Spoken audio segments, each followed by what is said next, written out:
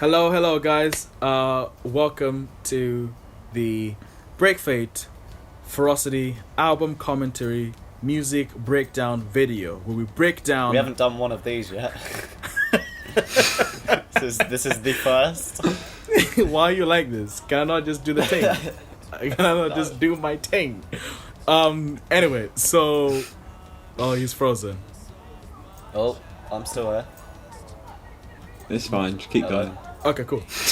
Okay, so today we're going to be talking about Out Loud, which is arguably one of our most emotional, somber, and thought-provoking songs.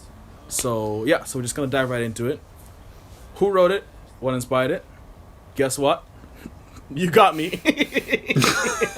For God's sake. You got me. Guilty as charged, you know? So, Out Loud is inspired by my mom and my dad.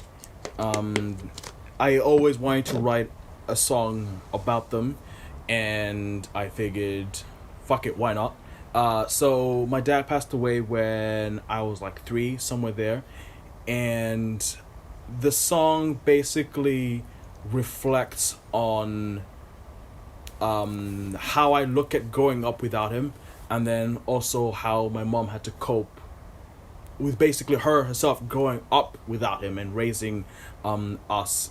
And yeah, so I just basically wanted to pay tribute to my dad and also my mom, who is a fucking beast. And yeah, so she is a fucking warrior, and I wanted to write something cool about her, and Out Loud came to be.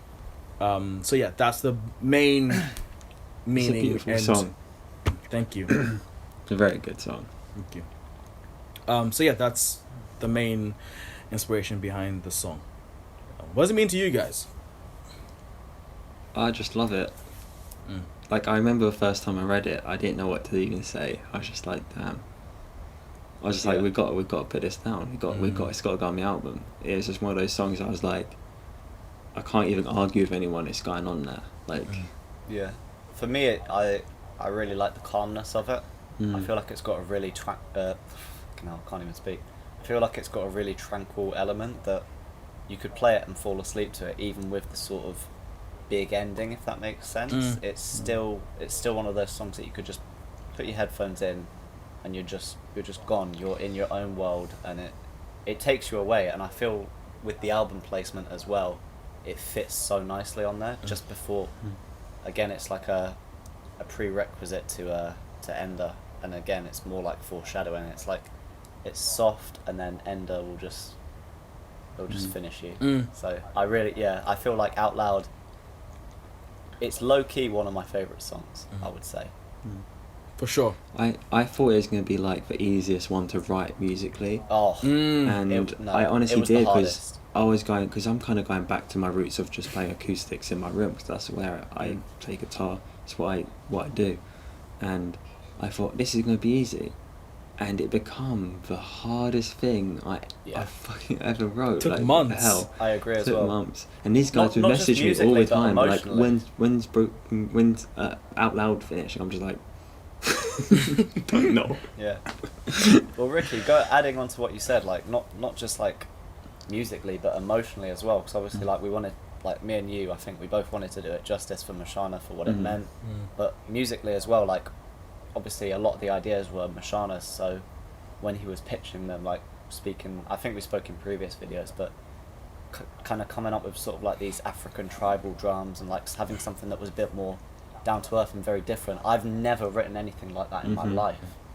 So to try and come up with something that would do it justice, that wouldn't be too overpowering, because, you know, African drums can be anything. Could be fast paced, slow paced. Shit, even I don't Can know. be heavy, quite. Yeah, it can be anything. It can be anything. So coming up with something to play along with acoustic guitar was really, really challenging for me, without it overpowering it. But I came up with this sort of just simple-ish beat, and then it slowly develops throughout the song, and then we get like the big finish again. But yeah, musically and emotionally it was very challenging, but I feel like it was a spiritual journey. Oh, for It sure. sounds really cliche, but For sure it was. it was it ended up being one of my favorite songs to write. I think. I think it was one of those. It was one of the songs that had, when we settled on what it was meant to sound like, it felt like a payoff. You know what I mean? Like, do you remember when we actually played it in rehearsals? I think this was like a couple of days before we had to like go in and record it with Taka. We played it, and then we were just like, "Fuck, we gotta do that shit again." That was fucking sick. That was dope.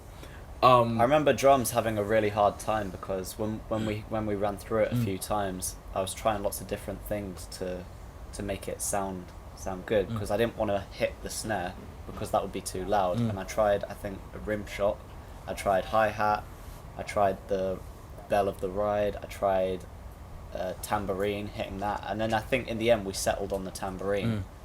And it's sort of, there's a mixture between the hi-hat hit and the tambourine hit. So playing that live is going to be difficult, but we'll figure it out. We'll figure it out. I think from the get-go we knew that we wanted less. Less was more. We wanted to be very melodic and very very like minimal but percussive. And then I think, Ricky, you're the one who came up with this idea of the guitar switch, the dan dan dan dan dan dan dan, that bit, and then I think that sort of like enveloped, and then you came up with the idea of dropping it down all the way to nothing, like, then just having a little jangly guitar. Yeah, and then I think that that sort of like inspired me to go like just have really soft vocals, and then have like it explode into this. There's gorgeous... also this thing where you did this like really soft vocals, but before they came in, you just took this breath where you're preparing to sing, and it wasn't a good one. But I heard it and I was like, Mashana, no, stop. Go back and take that breath again, but do it a little bit louder into a mic, and you go, and you just feel it. You're like, damn. You're emotionally, like, you're ready. it takes you away. Yeah, I think that song, again, like Blackout, it is a journey. Like the way it starts. These songs are like art when you make them. Yeah, because you never know what you're making until you're making it. That's a perfect way to put it. As a perfect way to put it. You have like a seed, and then like obviously we may sound cliche because every artist says so, but from our point of view, this is like new shit. So this is like some really really riveting stuff for us. We're like, fuck, this is insane. But yeah. And we didn't have musical backgrounds. I don't know what I was doing. Only Ollie does. Ollie does. I had to learn how to sing like in a couple weeks before we recorded Miraculous. Crazy. There are recordings of us singing. Well, recordings of me singing, and it's trash. We might add it in, depending on how I feel. We fucking won't. No, we're not. We might not add this one in. Leave it in the crypt. Okay, so is there Last like song. is there like an alternate version of Out Loud? You guys want to say anything else about Out Loud? I don't think there is.